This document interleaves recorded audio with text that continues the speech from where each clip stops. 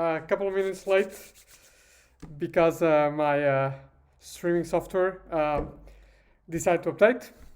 So today on the stream, what I want to share with you is a writing technique, which is also a thinking technique,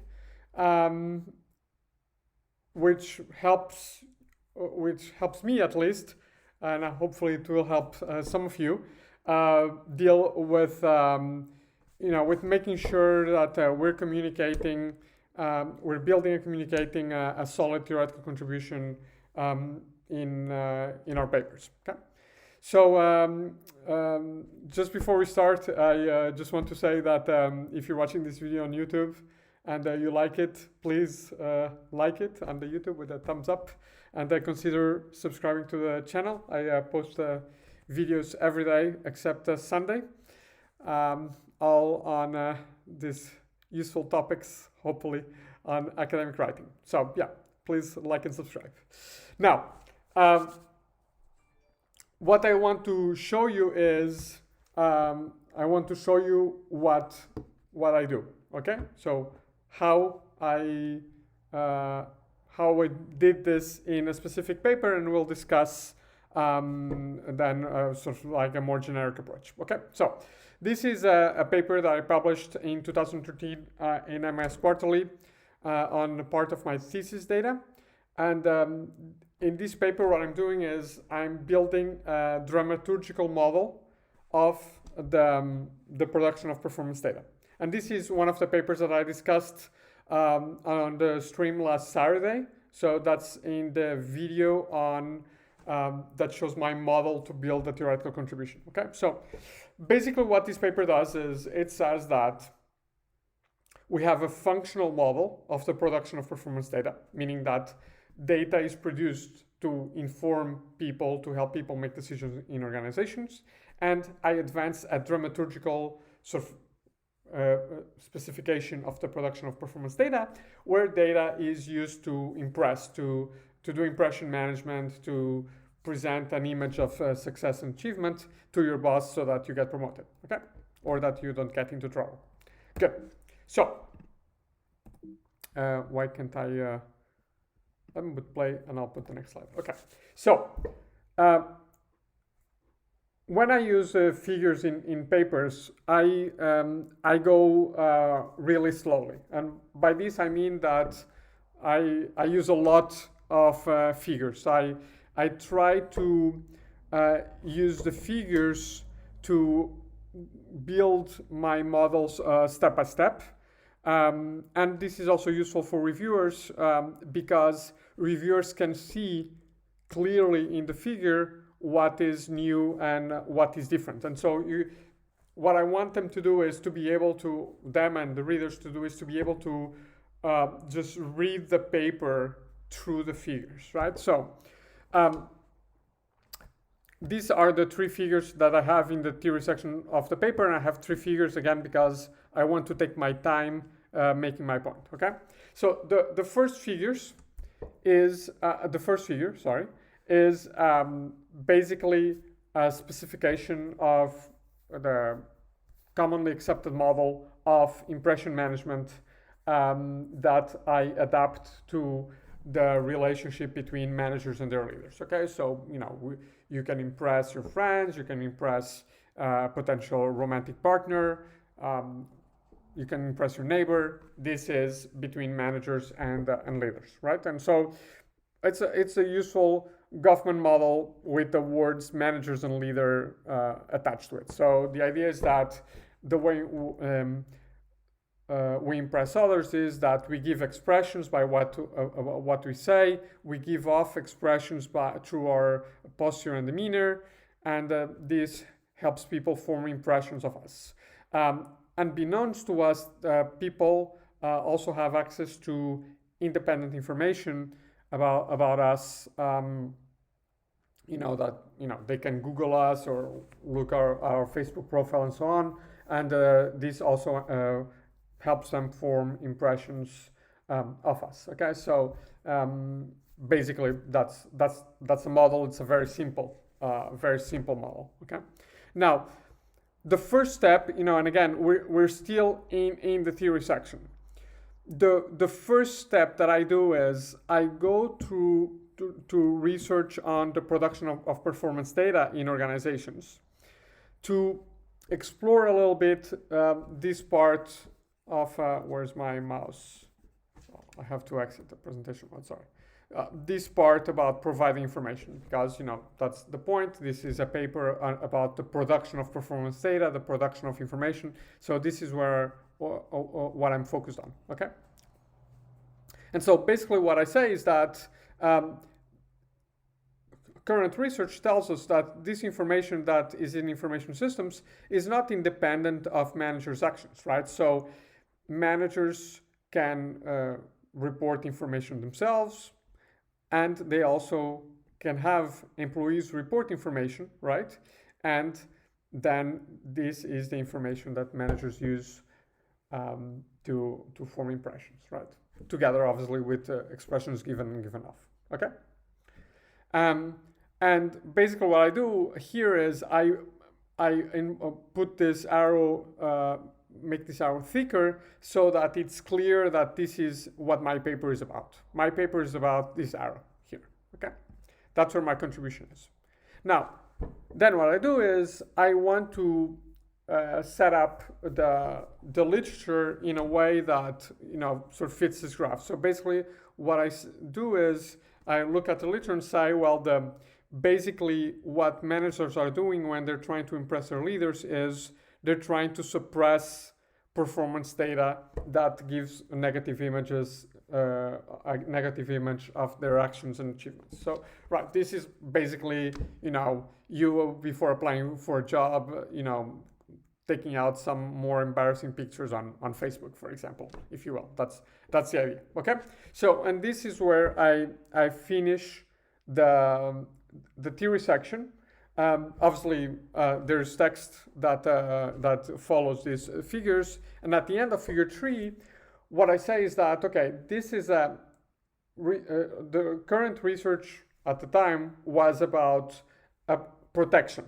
So I said, okay, so there's this protective specification of the dramaturgical model of the production of performance data, but I found evidence in some studies, empirical evidence, but that was not theorized, that said that managers could actually exploit their role in producing performance data rather than just protect themselves, so that performance data are not a threat but an opportunity. And that's what my paper is about, okay? So then what I do is, get ready, in the discussion I basically summarize all of my analysis in one figure that contrasts with figure 3, okay? So let's see what that looks like. And that is the contribution of the paper. That's it, right? So there we go. We'll hide this, slide on. Okay. So this is figure 3, right? Figure 3 here. And in red, the red balls are basically the 3 arrows that I have in figure 3, right? Now, this is again, the protective specification, the exploitive specification of a dramaturgical model of the production of performance data, okay? And so we have expressions given. So this is here from the original model, manager to leader, expressions given, manager to leader, expressions given off, okay?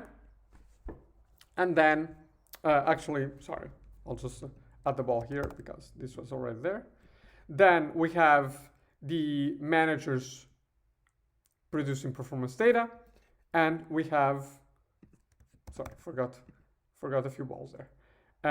Employees producing performance data, okay? So this model here is here, right?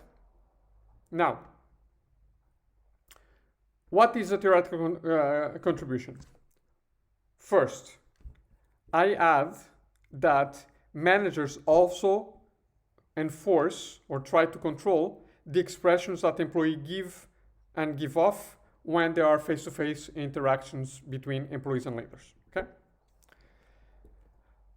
But more importantly, what I do is I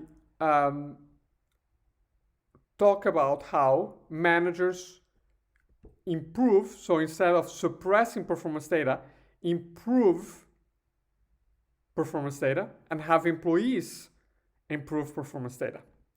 I also specify that managers give off expressions when presenting reports. Okay, and this is how they design the slides basically, and what they say when they're presenting the slides. Okay, and additionally, I have this process here that is an additional stage, okay, to this process of forming impressions that basically sort of like stretches this arrow and introduces an additional process here. Okay, so what is the contribution of the paper? Well, first, I change what is here from so on expressions given off and information provided by managers and employees, from something that is protective, from suppressing information, into improving information. Second, I add how managers rehearse and control expressions given off by employees. Third, I introduce this process here, whereby leaders are using performance data not to monitor their managers, but to impression management for themselves, which basically, instead of scrutinizing, reifies representations of compliance. Okay, so that's it. Okay? So if you look here, it's very easy to see what is new in the model and what has changed in the model. Okay, now how did I come to this model? How do I get from figure 3 to figure 6? Well, this is an empirical piece, so obviously I'm using data, right? So I'll just show you where it is, that my where is it? There we go. When I present the data for this study, so in the results section, the way I divided the results section is I divided this between the two levels of management that I was studying for this paper. One between sales managers and the unit's general manager, and then the one between the general manager and other leaders in the organization. Okay, and basically, what you'll see is that these look almost exactly like this, right? And so basically what I did is I abstracted these two pictures into one more general picture. Okay, that's what I did, right? And that is basically analysis, right? You look at what is happening in the company that you're observing, that you're studying, and then you build a more generic model, right, of that. So the only thing that changes here is the labels, right? That's the only thing. So instead of having, improved reports beyond performance records, I have increased revenue in monthly reports, which is how these specific sales managers improved data beyond performance. Okay? That's it. It is as simple as that. Now, to wrap up, I want to talk to you about this paper, which is a paper called Getting Comfortable with the Numbers, and it's a study of accounting that shows how the process of auditing is about accountants getting comfortable with the numbers. And I want to argue that when we're writing a paper, we're also going through a process of getting comfortable with our paper, with our theoretical contribution, and how that paper is written.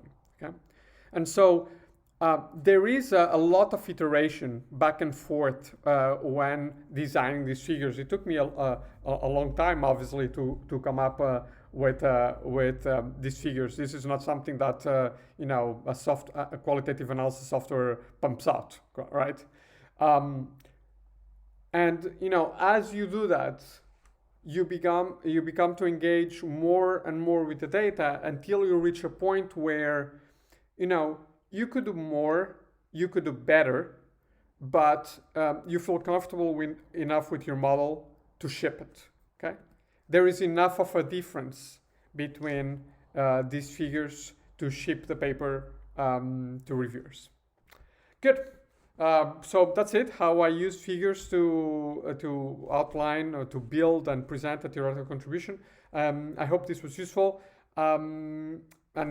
This is my 2013 MIS quarterly paper. You can find it on my Google Scholar if you want to take a look at how I weave the text of the theory section and discussion section and the results section around these figures. Thanks so much for watching, everybody. I'll catch you guys tomorrow.